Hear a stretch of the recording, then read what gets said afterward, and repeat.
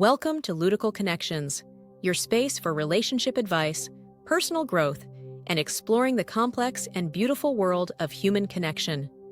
Today's topic touches on one of the most deeply personal and often misunderstood aspects of our lives: love. Specifically, we're going to discuss why there's no right way to love. In society, we are constantly bombarded with ideas of what love should look like, from romantic movies to societal norms, and even advice from well-meaning friends and family. But the truth is, love doesn't fit into one neat box. It's a deeply individual experience, and there is no one-size-fits-all formula for how to love, who to love, or what love should feel like. In this video, we'll explore the uniqueness of love and how embracing that fact can lead to healthier, more authentic relationships. To begin, let's look at where the concept of a right way to love comes from. For many of us, our understanding of love is shaped by external influences, whether that's the media, cultural expectations, or even fairy tales we heard as children. Think about it. From a young age, we're taught that love follows a certain script. Boy meets girl, they fall in love, face a challenge, overcome it, and live happily ever after. But real-life love isn't always that straightforward.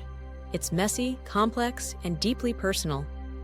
There are as many ways to experience and express love as there are people in the world. This is because love is influenced by our individual personalities, past experiences, and the unique dynamics we share with those we care about. No two relationships are exactly the same, and that's what makes love so incredibly rich and meaningful. One of the main reasons people believe there's a right way to love is because of societal norms. We're often told that certain relationship structures are the ideal, whether that's monogamy, marriage, or the idea that love must lead to lifelong commitment. While these structures work well for some people, they don't necessarily apply to everyone. For example, some people thrive in non-traditional relationships, such as open relationships or long-distance partnerships, while others find fulfillment in relationships that may not fit the typical mold of romantic love, such as deep friendships or chosen family. The point is, there's no universally correct way to structure a relationship.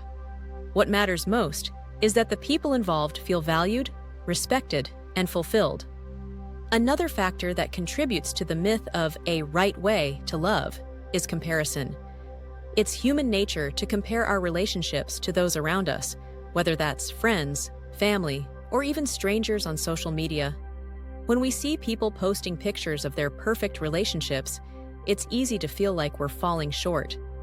But what we often forget is that social media only shows the highlights. We don't see the struggles, the compromises, and the hard work that goes into making a relationship successful.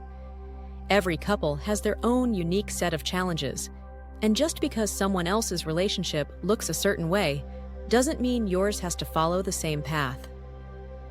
Love is not a competition, and the sooner we let go of the need to compare, the more we can focus on building relationships that are authentic and meaningful to us. It's also important to recognize that love evolves over time. What love looks like in the early stages of a relationship may be very different from how it manifests after years together. In the beginning, love might feel exciting and intense, full of passion and new experiences. As time goes on, that initial intensity may give way to a deeper, more stable connection. This doesn't mean that the love has diminished. It's simply transformed. Some people mistakenly believe that if the passion fades, the relationship is no longer valid or worthwhile.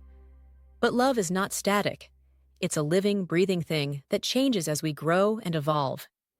Embracing these changes, rather than resisting them, can lead to a more fulfilling and enduring relationship.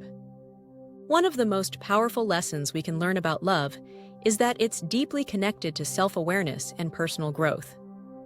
To love someone fully, we must first understand and love ourselves. This doesn't mean we need to have all the answers or be perfect before we can be in a relationship, but it does mean recognizing our own emotional needs, boundaries, and triggers. When we approach love from a place of self-awareness, we're better able to communicate openly and honestly with our partners. We can express our needs without fear of rejection and listen to our partner's needs with empathy and compassion. This kind of communication is essential for building strong, healthy relationships that are based on mutual respect and understanding. In contrast, when we try to force our relationships to fit into a predetermined mold, we often ignore or suppress our true feelings. For example, if society tells us that love should always be selfless, we might feel guilty for setting boundaries or prioritizing our own needs. But the reality is, healthy love requires a balance between giving and receiving. You can't pour from an empty cup, and if you're constantly sacrificing your own well-being for the sake of a relationship, it's likely that resentment and frustration will build over time.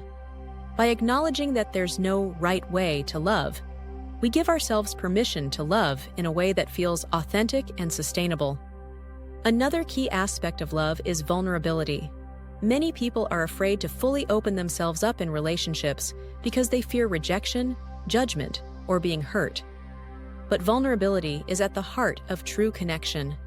When we allow ourselves to be seen, flaws and all, we create the opportunity for deep intimacy. Love is not about pretending to be perfect or following a set of rules. It's about showing up as our authentic selves and trusting that the right people will love us for who we truly are. This doesn't mean that love is always easy or without challenges, but when we approach it with vulnerability and openness, we create space for growth and healing. So, how can we start embracing the idea that there's no right way to love? The first step is to let go of expectations. Whether they come from society, family, or our own minds, expectations can put unnecessary pressure on relationships. Instead of focusing on what love should look like, focus on how it feels. Does your relationship make you feel supported, respected, and valued? Are you able to communicate openly and honestly with your partner? Are your emotional needs being met? These are the questions that truly matter when it comes to love. There's no formula or checklist for what a relationship should look like. It's about finding what works for you and your partner. Another important step is to embrace flexibility in love. Life is full of unexpected changes, and relationships often need to adapt to new circumstances. Whether it's moving to a new city, changing careers, or dealing with personal challenges, the ability to adapt is key to maintaining a healthy, long-lasting relationship. Flexibility doesn't mean compromising your values or needs, but it does mean being willing to grow and evolve alongside your partner. When both people in a relationship are open to change, it creates a strong foundation for navigating life's ups and downs together. It's also crucial to practice self-compassion in love. No relationship is perfect, and we all make mistakes along the way. Instead of beating yourself up for not living up to some idealized version of love, give yourself permission to learn and grow. Relationships are a journey, and every experience, whether good or bad, teaches us something valuable about ourselves and the people we care about. By approaching love with self-compassion, we create a more forgiving and supportive environment for ourselves and our partners.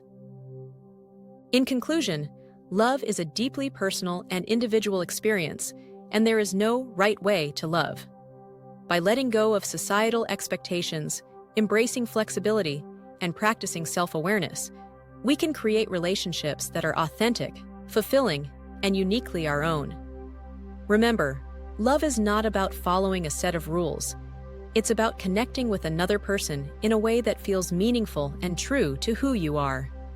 Thank you for watching Ludical Connections, and if you found this video helpful, don't forget to like, subscribe, and share it with someone who might benefit from learning that there's no right way to love.